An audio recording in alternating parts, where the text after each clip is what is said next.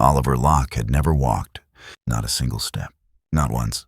In the 3-story villa overlooking the still waters of Lake Geneva, where every stair was lined with imported stone and each door opened and closed on command, a 6-year-old boy sat motionless in a wheelchair, parked by the floor-to-ceiling glass window. He watched the flock of migrating birds, the only things in this house that truly moved. Everything else was so perfect it felt dead. There were 3 housekeepers, a private doctor, a chef specializing in organic cuisine, and a wireless sound system that played Mozart every morning. But there was no laughter. No one ever called out Daddy. And there was no mother. Sebastian Locke, Oliver's father, was a tech millionaire who had spoken at Davos, held 7 patents, and ran an AI empire spanning across Europe. But to his son, he was only a shadow, always in a tailored suit, paying everyone except his own emotions. Oliver didn't look at his father when he walked by, and Sebastian didn't know what to do to make the boy look at him until that fateful day. The day the butler brought in a modest job application, no medical degree, no neurological therapy credentials, just a quiet black woman who said she used to teach dance to deaf children in the suburbs of Lyon. No one in the house paid her any attention when she walked through the door. She didn't talk much, didn't promise anything. But that afternoon, when sunlight poured through the arched glass dome of the 2nd floor and the sound of classical ballet drifted from an old speaker she had, brought from France, Oliver turned his head. For the first time, not because of the music, not because of the sound, but because of a woman who was dancing, not following a routine, not performing, but as if she were speaking directly to his heart. And on that very same day, the clock on the villa's wall began to tick, out of rhythm, because time had begun to flow in a different direction, toward a miracle. Oliver never cried, not during injections, not when he fell out of the hospital bed, not when they told him that by age 15 he might still be sitting, right there in that special German-imported wheelchair, the most expensive thing in the room, and the only prison he couldn't escape. There was only one time he nearly cried, the day his mother left, not because she died, because she disappeared. She left behind a letter and a handkerchief embroidered with the name Oliver, then vanished from the lives of father and son like a breath cut short. Sebastian never spoke of it again. He erased every trace, forbade all staff in the villa from mentioning her, and burned the old wedding photo on the fireplace mantel. But Oliver remembered, not clearly, just a scent, a half-finished lullaby, the silhouette of someone dancing in the early light. After that, he stopped speaking, stopped expressing. He only watched. And Sebastian, the man who once believed he could decode the human genome with algorithms, was utterly helpless. He hired every therapist from Zurich to Boston, took his son for nerve-testing brain scans, muscle response analysis. At one point, he almost invested in a bio-AI device that could read brain waves and reprogram motor behavior. But it always ended the same way. Oliver sat still. His eyes didn't even reflect light. The boy isn't incapable of walking, one doctor had said bluntly. He doesn't want to. Those 2 words struck like a slap to the logic of a man who lived by control. Sebastian couldn't accept that. Not wanting was a choice. And if his son chose not to walk, it meant something inside Sebastian made. The child unwilling to move forward. He did the only thing he knew how to do, hire more people, raise salaries, buy new equipment, and finally let the butler recruit another childcare assistant. No fancy credentials needed. Just someone to stay overnight since nurses were starting to quit. The morning Grace Delacroix walked into that house, it was raining. She carried a small suitcase, wore a plain black outfit, slightly worn shoes, and held a square wooden box. The butler gave her a tour of the villa, reciting the rules like a memorized sermon. No photography, no electronic devices in the child's room. No unauthorized physicals, contact, and absolutely no singing without permission. Grace simply nodded. She didn't ask questions, didn't react, didn't protest. Sebastian watched her from the 2nd floor through the glass. He felt nothing for the woman. No distrust, no trust. She was too ordinary. No special degrees, no prior work with any influential family, no experience in neuroscience. And according to her resume, she had been a dance instructor at a deaf center in Lyon. He nearly rejected her immediately. But then there was something in her eyes as she looked at the child's room, not like a staff member inspecting equipment, but like someone stepping into a place long forgotten that made him pause. "Give her 3 days," Sebastian said. "If it doesn't work out, that's it." On the first day, Grace didn't talk much. She simply moved throughout the villa, gently wiping each pane of glass, picking up toys Oliver had dropped under the couch, folding back blankets pushed aside by habit. She didn't ask, didn't engage, didn't try to make friends. She simply existed. On the second day, she opened the small wooden box. Inside was an old Bluetooth speaker wrapped in lace. She placed it by the window and played a classical piece, not Mozart or Vivaldi, but Saint-Saëns Le Cygne. Light, floating like a whisper of sunlight. She stood in the center of the living room barefoot and began to dance. Not fast, not seductive, not a performance. Just soft movements like falling silk, like another language. Oliver sat 2 rooms away across a long hallway and a slightly open door. And then he turned his head. Just a little, just enough to notice something was different. Grace didn't stop, didn't look at him, didn't try to draw him in. She simply continued dancing, as if the only thing she wanted was to let light pass through a house that hadn't heard a real breath in far too long. Sebastian was descending the stairs when the music neared its end. He intended to remind her of the rules, but then he stopped too, because for the first time in years of living in that house, he heard a strange sound. Not the music, not footsteps, but the soft wheels of a chair gliding across wooden floors. Oliver was moving toward the music, not walking, not standing, just pushing the chair. But it was the first time he wanted to approach something. Sebastian said nothing, didn't show surprise. He just stood quietly and knew everything in that house was about to change. Not because of science, not because of money, but because an ordinary woman had brought something into the house that he could never measure. Faith. Grace never touched Oliver, not once. She didn't pat his head when he looked at her. She didn't lift his hand when he flinched. And above all, she never asked why he couldn't walk the question everyone before her had asked in voices ranging from pity to pretense. Instead, she told stories, not with words, but with her body. Grace had a strange habit every morning while cleaning the room. She would play an instrumental piece and begin to dance softly in her own little space, as if she were retelling last night's dream with her hands. Oliver never responded. He just watched, silent. But Grace could sense the slightest changes. The longer blinks, the way he tilted his head to the rhythm, the occasional curl of tiny fingers as if trying to catch a fleeting melody in the air. And then, on the 4th day, Oliver smiled. Not broadly, not clearly. Just a soft curl of the lips when Grace pretended to trip in her dance and fell dramatically onto a cushion. Sebastian didn't witness the moment, but the young nurse who did immediately called him panic in her voice, as if she'd just seen signs of life on another planet. He smiled, she repeated. He actually smiled. Sebastian left his meeting instantly. By the time he got back to the villa, Oliver was asleep, but in his hand he still clutched a piece of white lace. Not his, Grace's. She had torn it off after tidying up the scattered toys and braided it into a long strand to make a makeshift bracelet. She had whispered as she wrapped it around Oliver's wrist, just for now. "Tomorrow we'll make a real one, okay?" Sebastian stood in the shadows watching through the crack in the door.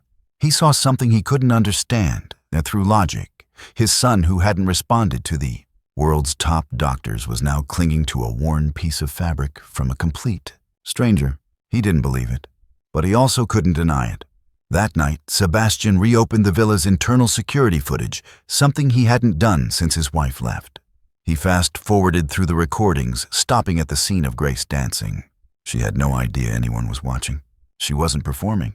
It was a dance so honest it felt almost sacred, as if she were asking permission from the house itself to exist. And perhaps the house had said yes. The next day, Sebastian decided to stay home. He didn't explain, just told his assistant to cancel meetings. He wore simpler clothes, no watch, no iPad.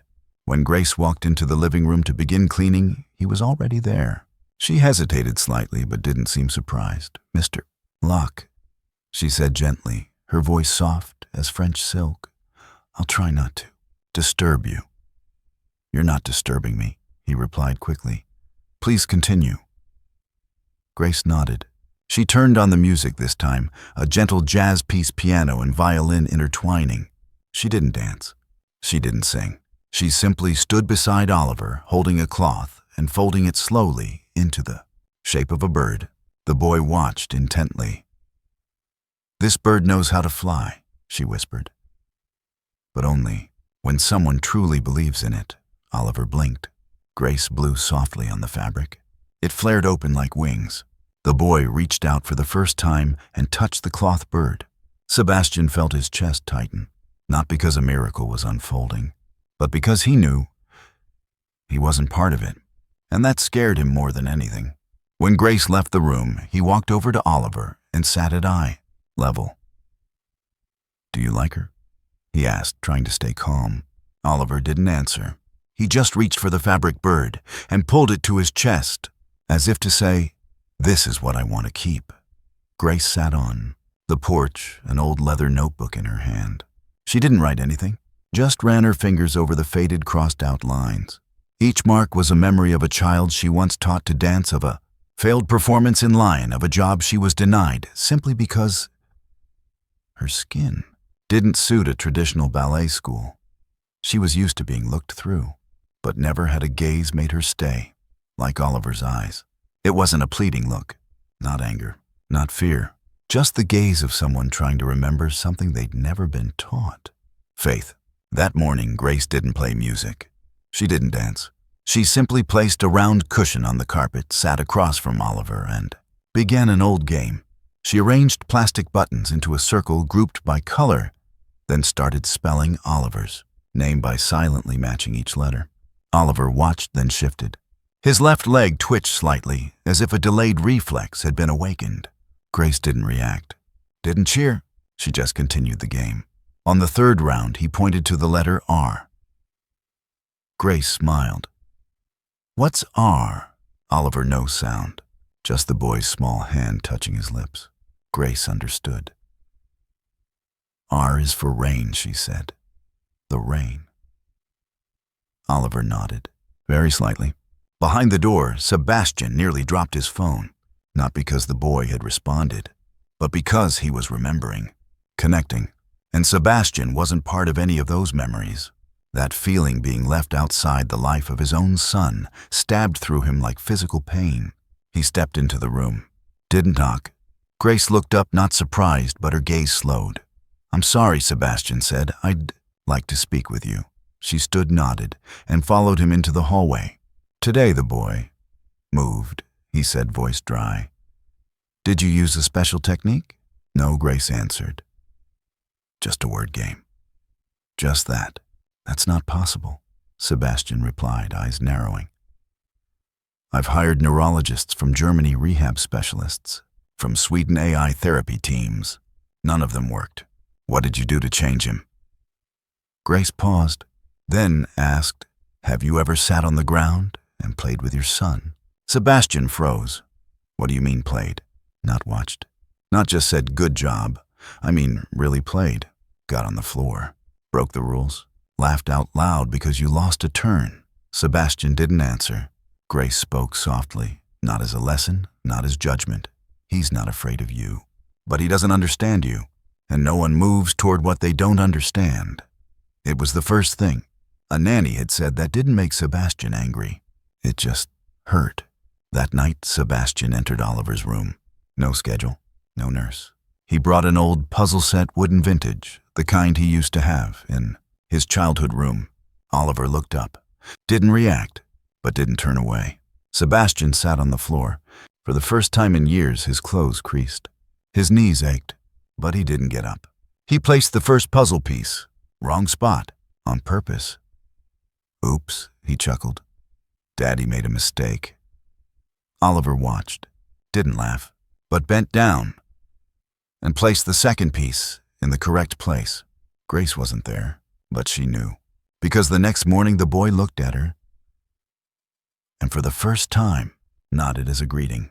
Grace never told stories about herself, not because she wanted to keep secrets, but because she believed that scars, when told to the wrong people, became entertainment for pity. But that night, when Oliver jolted awake from a nightmare, not screaming, not crying, just trembling like a leaf in cold wind, she sang. Not loudly, not clearly. Just soft, velvet-like sounds sung in Old French, a lullaby from her childhood in the Camargue. Oliver didn't fall back asleep right away, but he stopped trembling. And when the nightlight touched his wide eyes, he inched closer to her. His body moved, not pushed, not ordered, naturally like an instinct awakening. The next day during lunch break, Sebastian invited Grace to sit at the table for her, the first time since she arrived. "Where did you learn to sing?" he asked. "I didn't," she replied. "I just listened to my mother sing when I was little." "Was your mother a performer?" Grace smiled faintly. "A seamstress. But whenever she pushed the needle through fabric, she sang her own tune." She said music made the thread glide faster. Sebastian was silent for a moment. "What did you do?" "Before coming here," Grace looked up. No defense. No hesitation. "Taught dance. At a special school for deaf children. Each child was a universe. I didn't teach them to hear music, I taught them to feel it." "Why did you?" Leave a pause. Her gaze flickered. One child fell. "I didn't catch them in time. They said it was my fault. They needed someone to blame." Sebastian nodded slightly. He understood that kind of blame, especially when she was a woman of color at a prestigious ballet school in suburban Lyon. "And the child," Grace answered slowly. "He stood up for me. He was the only one who couldn't hear. But he understood me." That sentence was like a mirror. Sebastian saw himself reflected, not as someone who understood, but as someone who had refused to understand for too long. That night, Oliver didn't wait for someone to push his wheelchair to the dining room like usual. He reached for the railing. His hands trembled. Sweat glistened on his forehead. But he stood, just for a few seconds. But enough to silence the entire room. Grace didn't cheer, didn't shout. She just placed both hands on her heart and nodded. Sebastian stood in the distance, said nothing, didn't dare breathe too loudly. When Oliver sat back down, he looked up at him. "Dad." One word, rough but with sound. For the first time, Sebastian stepped forward, knelt beside his son. "I'm here," he whispered. "I'm right here." The boy smiled. Didn't need to be carried. Didn't need to be held. He had taken the biggest step of his life with his own will. Rumors travel faster than truth. Just 1 week after Oliver stood on his own, a short article appeared in a local medical journal. Tech mogul experiments with unconventional therapy for paralyzed son. Names. No photos, but anyone reading knew who it was. An old friend of Sebastian, Dr. Lars Eckhart, a neural rehab specialist from Switzerland, read the article and flew to Geneva with goodwill, with knowledge, and with the mindset of a man who believed everything could be measured. He entered the villa with a team of assistants armed with high-tech equipment evaluation, forms, and a laptop heavier than Oliver's patience. Sebastian, wanting to balance all options, agreed to let Lars observe. Oliver didn't react, didn't scream, but his eyes closed like shutters in a storm. Grace stood at the edge, not invited, not consulted. She just watched, as if once again being pushed to the sidelines of a life she was quietly healing each day. Lars saw the fabric bird in Oliver's hands. He picked it up, frowning. "This isn't helpful. It creates a false sense of safety, not actual reflex response." Oliver snatched it back. Sebastian tried to intervene, but Lars continued, "Miracles don't exist. We need data, not ballet music or emotional games." Grace clenched her fists. "The boy doesn't need data," she said calmly but firmly. "He needs to believe that. His body isn't a cage." Lars turned, smirking. "And who are you to say that a dance teacher fired from her school?" The air thickened. Sebastian stepped forward, but slowly, very slowly, because deep inside the old voice of logic whispered, maybe Lars is right. Maybe this is just coincidence, not real progress. That night, Sebastian sat alone in his study. In front of him were 2 files. One from Lars, with a 3-year rehabilitation plan backed by scientific assurances. One from Grace, just a few lines of resume. No degrees, no titles. But Oliver was Grace's Oliver. No one else's. The next day, Lars proposed a reflex test, asking Oliver to stand without assistance. Oliver looked at Grace. She didn't nod, didn't shake her head. She just placed her hand over her heart. The boy understood, and stood, one shaky leg, one hand lightly gripping the chair, but he stood. Lars said nothing. Sebastian turned to Grace.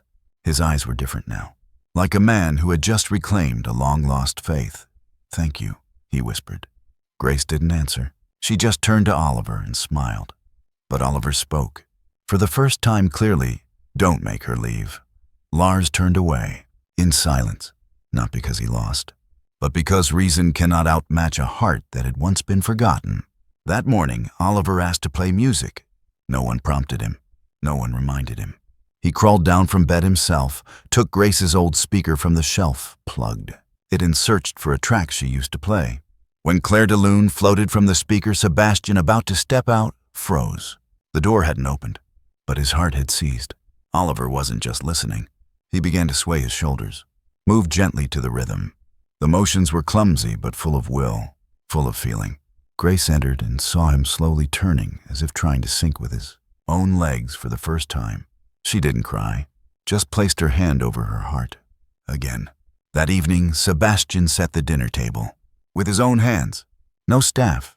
He invited Grace to eat with them, not out of politeness anymore, but because she deserved a seat at that table. Oliver pulled out his own chair, placed the napkin on his lap himself, said mercy all on his own, no prompting. Sebastian looked at his son as if he were watching the sun rise in the west. "What did you do?" He whispered, no longer with suspicion, but with gratitude. Grace looked at him. Her eyes didn't say, "I did this." They said he chose to change. After dinner, Sebastian walked out to the garden. Grace stood by the window. They didn't call for each other, but both could feel an invisible thread forming between them. Not through words, not through gestures, but through a quiet warmth. That night, for the first time, Sebastian dreamed of his wife. No blame, no arguments. Just her sitting alone and crying in the corner of Oliver's room when he was a newborn. "You love your work," she whispered in the dream. "But I was the one who loved our son." He woke up in the middle of the night, not from a nightmare, but because for the first time he realized the truth. He had never truly loved his son in the way a father should. He had loved perfection, results, achievements. But all Oliver needed was a hand that didn't measure him. The next morning, everything seemed to return to calm, until a letter arrived at the villa. No name, no sender. Inside, only a few typed lines. Grace Delacroix. "You thought you could run forever. What you left behind isn't finished. This time I will take everything back." Sebastian read the first letter. Grace received the second, and she froze. Her whole body trembled. She was no longer the calm, steady Grace. She just kept repeating, "Oh, no, it can't be." Sebastian pressed her for answers, but she said nothing, only asked for a day off. He let her go, but he knew her past had come knocking, and if he didn't uncover it first, everything they had built would collapse. Meanwhile, Oliver sat alone in his room, staring at the empty chair by the window. No Grace, no music, and for the first time, he cried. Sebastian had never walked through the southern neighborhoods of Lyon, but that day, he stood before the rusted iron gate of an old dance school, its name Conservatoire Saint-Michel, barely legible under flaking paint. Inside, the hallway was empty, the yellow lights like something out of a dream. A middle-aged woman stepped out. When she saw Grace Delacroix's name on the envelope Sebastian handed her, she paused. "Are you family?" "No," Sebastian said. "I'm someone standing on her side." The woman was silent for a moment. Then she sighed. Grace was the brightest hope this school ever had, she said. Not because she danced best, but because she could see what others couldn't in her students. Sebastian nodded. He had seen that in Oliver's eyes. "What happened?" "There was an accident," she said. "A performance by the special dance class for deaf children. A student named Maxime slipped and was slightly injured. Nothing serious. But Maxime's father was a major donor. and he couldn't accept that a black woman was leading the class and in charge. Sebastian felt his chest tighten. Grace tried to protect her student, but the school chose the easy way out. Blame. Removal. No regard for her past, no regard for her dedication, and Maxime Sebastian asked softly. The woman smiled sadly. He wasn't badly hurt, but after the incident, he stopped coming to school. The only person he asked about was Miss Grace. At the same time back, at the Locke estate, Oliver sat in the corner of his room. In front of him lay the lace ribbon, now old and frayed at the edges. No Grace, no music, only emptiness. He curled up against a pillow and whispered, "Grace." Sebastian returned that night. In his hand, he held a copy of a letter from the past, a letter of apology Maxime had written but never sent. He found Grace sitting by the lake behind the estate. She sat with her knees pulled close, not crying, just staring at the water. He didn't sit down. He just stood beside her. "I know," Sebastian said softly. "About the school, about Maxime, about how they treated you." Grace didn't look at him.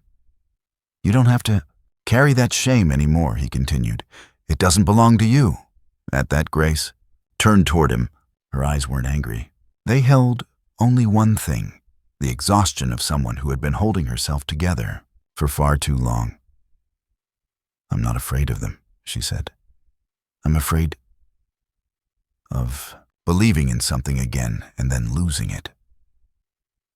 Sebastian held out the letter. "That boy believed in you. Oliver believes in you. And now, so do I." Silence. Then Grace whispered, "I'm not going back for myself. I'm going back for that boy. For the way Oliver looks at me." Sebastian finally sat down beside her for the first time.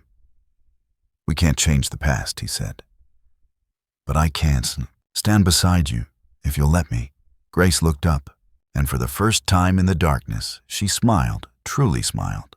The next morning, Grace returned to the estate. Oliver ran to her, not in a wheelchair, not pushed by anyone. He ran the first steps of his life wobbly, rushed, but real, into the arms of the person who had taught him how to believe. Sebastian stood behind them, not interrupting, not inserting himself. He just placed a hand over his heart and thought, "Thank you for not giving up even when the whole world once turned its back on you." 1 week after Grace returned, Sebastian received a call from the United States. A top neurological rehabilitation center in Boston, the very one that had once refused to treat Oliver due to lack of projected progress, had seen the video of the boy running toward Grace. Less than 30 seconds. Unedited, but it shook the system. Now they wanted to reassess the exceptional case of Oliver Locke. "We believe," said the director, "that with our advanced support system, Oliver could make a full recovery in just 6 months." Sebastian didn't answer right away. He looked through the glass window where Oliver and Grace were recreating a piece of music using only their hands. No instruments, just claps and footsteps. The boy was laughing. That evening in the study, Grace knocked gently. "You want me to go with him, don't you?" she asked, already knowing the answer. Sebastian nodded. "I don't want Oliver to lose you." Grace was quiet for a moment. Then she asked, "If it were you, could you leave this place, this life, for a child who isn't yours?" The question caught Sebastian off guard, because he understood Oliver wasn't not hers. The boy had become a part of Grace's soul, but she didn't say more. She just said goodnight and walked away. The next day, a doctor from Boston arrived in Geneva to assess Oliver's capabilities, a kind of evaluation, an observation session. The room was arranged like a small stage. Oliver sat in the center, a bit tense. Grace stood at a distance. Sebastian had no authority in the session.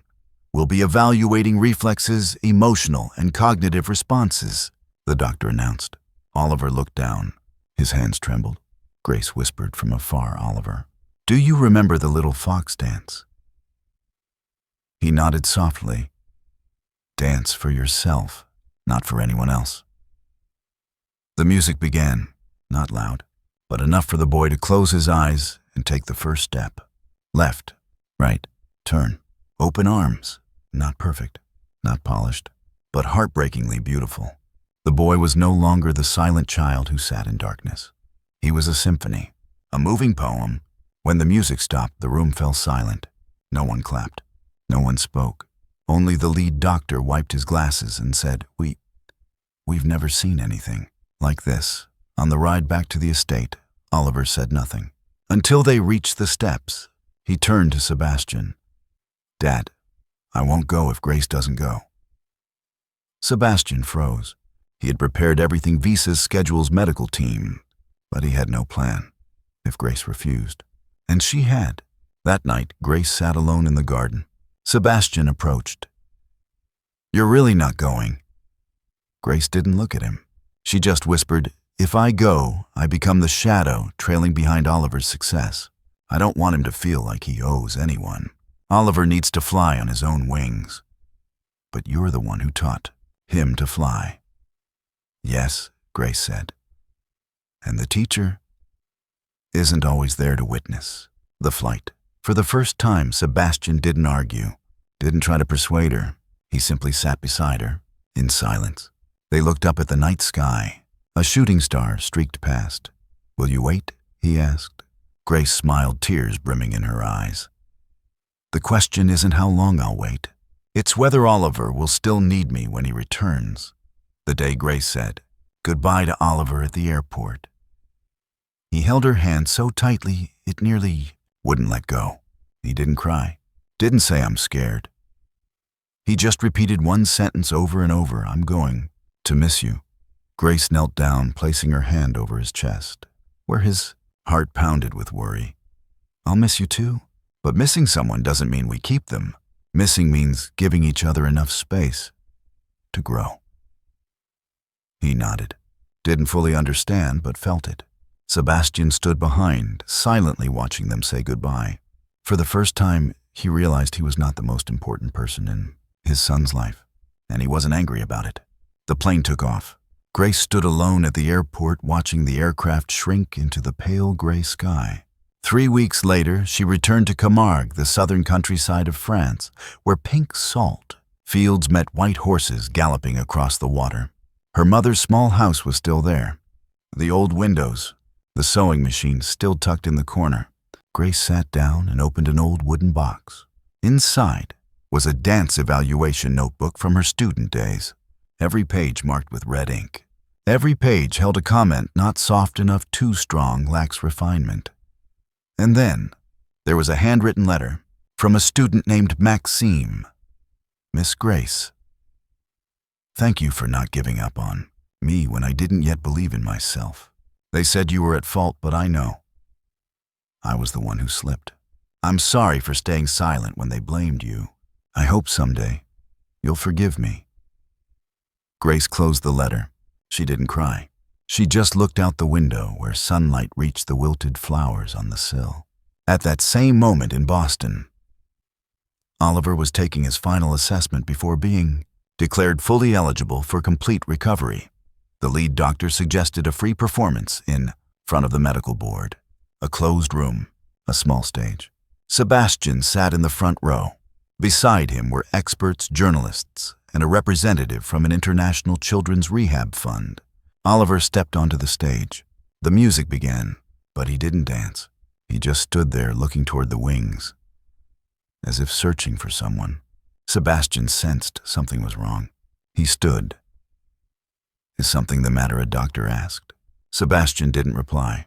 He walked onto the stage, knelt beside Oliver. "Are you waiting for Grace?" Oliver nodded. His lips trembled. "I won't dance if she's not here." No one said a word. The room fell still. And then the door opened. No fanfare, no applause. Just a woman in a long coat, her hair tied low, holding an old lace cloth in her hands. "Grace." Oliver leapt from his seat, ran like the wind toward her. He threw himself into her arms, then stood center stage, pulling her hand into the spotlight. "I don't have to dance alone anymore," he whispered. "We'll dance together."